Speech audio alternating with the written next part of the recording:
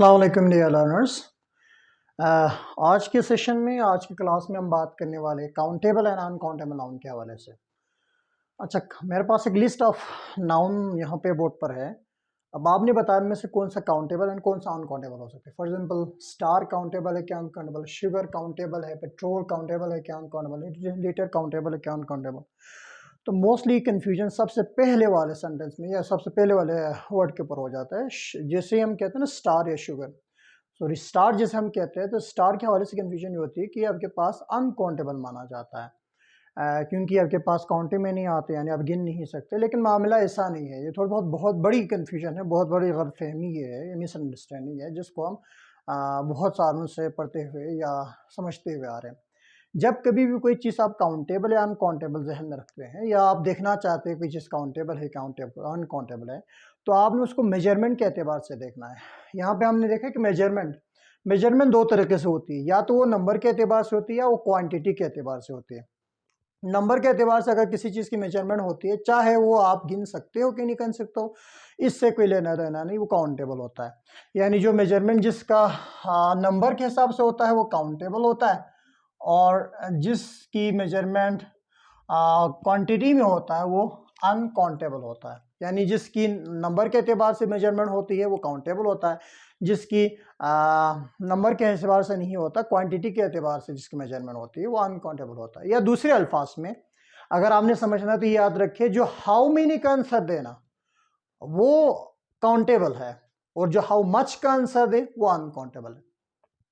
और तीसरी बात, पहला डिफरेंस हो गया कि नंबर के एतबार से अगर किसी चीज़ गिनती हैं तो उस वक्त काउंटेबल हो गया, क्वांटिटी के एतबार से देखना है तो अनकाउंटेबल हो गया। दूसरा डिफरेंस ये है, अगर किसी कोई नाउन या कोई शे अगर हाउ मेनी का आंसर दे रहा है तो वो काउंटेबल है, हाउ मच का आंसर रहता है वो अनकाउंटेबल है।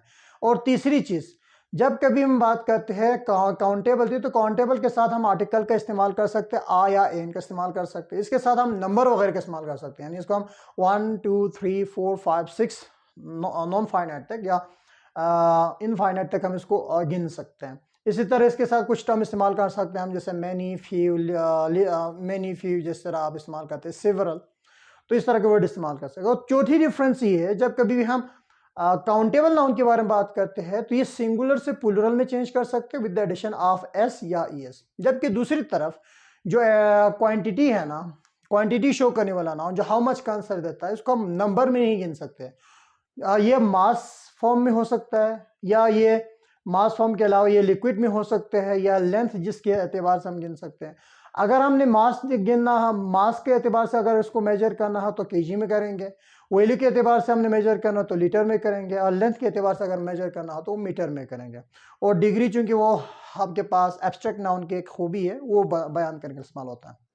उसी को ध्यान में रखते हुए अब यहाँ पे जो खूबी है, आपके पास कौन कौन से नाउन में हो सकते हैं, तो हम बात करते हैं तो कॉमन नाउन। सबसे पहले आपने याद रखनी, जितनी भी कॉमन नाउन है वो काउंटेबल है, वो काउंटेबल नाउन है, और यानी ये काउंटेबल नाउन होता है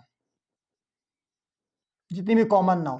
क्योंकि कॉमन नाउन की खूबी है कि इसके साथ आप आ आर्टिकल का इस्तेमाल कर सकते हैं, एन आर्टिकल का इस्तेमाल कर सकते हैं, इसके साथ 1 2 3 4 5 को इस्तेमाल कर सकते हैं, इसके साथ इनमें सब चीज़ों का इजाफा हो सकता है।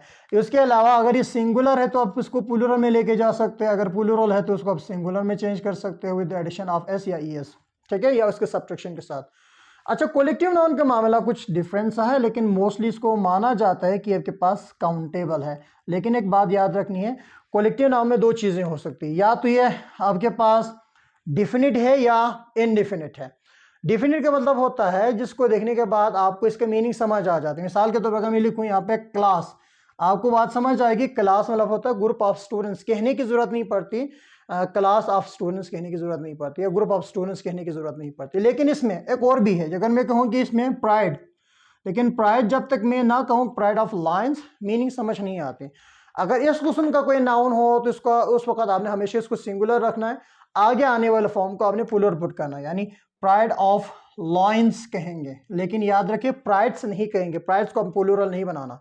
लेकिन इस क्लास को प्लूरल बना सकते हो, क्लास के साथ ई एस का इजाफा कर क्लासेस बना सकते हो। तो बेसिकली कलेक्टिव नाउन अगर इस किस्म के कॉन्सेप्ट में आए तो ये काउंटेबल है, अगर इस किस्म के कॉन्सेप्ट में आया तो इस वक्त ये अनकाउंटेबल है। जितने भी कलेक्टिव नाउन जिसमें कोई स्पेसिफिक ग्रुप के लिए नहीं होता, वो किसी भी ग्रुप के लिए आ सकता है। जिस तरह का पैक ऑफ डॉग्स भी हो सकता है, पैक ऑफ हाइनास भी हो सकता है, पैक ऑफ वोल्स भी हो सकता है। अगर मैं पैक कहूँ तो पैक से कोई चीज़ समझ नहीं आएगी, लिहाजा ये आपके पास वाज़ेह मीनिंग नहीं रखता, यानी ये इनडिफिनिट है। चूंकि ये इनडिफिनिट है तो इसको आपने प्लूरल नहीं बनाना, इसके साथ एडिशन एस या एस का नहीं होगा, इस पर हमें ऑफ डॉग्स या वोल्स कहना पड़ेगा। जब तक ये नहीं कहेंगे तब तक ये डिफिनिट नहीं बनेगा। लेकिन अगर हम क्लास कहें तो क्लास हमें पता है किसे कहते हैं। इसी तरह अगर मैं कहूँ आर्मी, आर्मी अगर मैं कहूँ तो आर्मी का हमें पता है कि आर्मी में किस ग्रुप के लिए इस्तेमाल कर रहा हूँ। तो इनके साथ आप एस या एस का इजाफा करके आर्मीज बना सकते हैं अगर वो हम मुख्तलिफ ममालिक के आर्मी की हम बात करें। क्लास हम क्लासेस कह सकते हैं अगर एक से ज़्यादा क्लास की हम बात कर रहे हैं, लेकिन इसके साथ ऐसा मामला नहीं। इनको आपने जिस प्राइड और पैक को अपने सिंगुलर में रखना है। आने वाला जो नाउन है जिसका ये प्लूरल शो कर रहा है या जिसका ये ग्रुप शो कर रहा है उसको आपने प्लूरल वर्ड करना है। लेकिन यहाँ पे साथ में वो ग्रुप साथ में लिखने की जरूरत नहीं होती। नाउन जो मल्टीपल फॉर्म में है वो लिखने की जरूरत नहीं होती, आप सिर्फ ये नाउन लिख ले काफ़ी हो जाता है। लिहाजा बात जो है आपने याद रखनी है, common and collective noun mostly इनको कंसिडर किया जाता है कि पास काउंटेबल होता है, लेकिन मटेरियल और एब्स्ट्रैक्ट नाउन काउंटेबल नहीं होता। मटेरियल चूंकि आपको पता है कि ये इंडिविजुअल फॉर्म में नहीं पाया जाता, ये मास फॉर्म में पाया जाता है।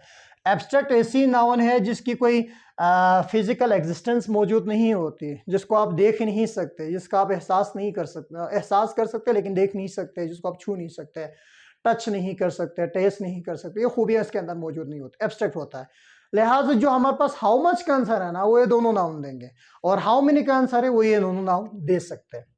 उसी के एतबार से जरा देख लें, स्टार कौन सा नाउन है, काउंटेबल क्या अनकाउंटेबल है।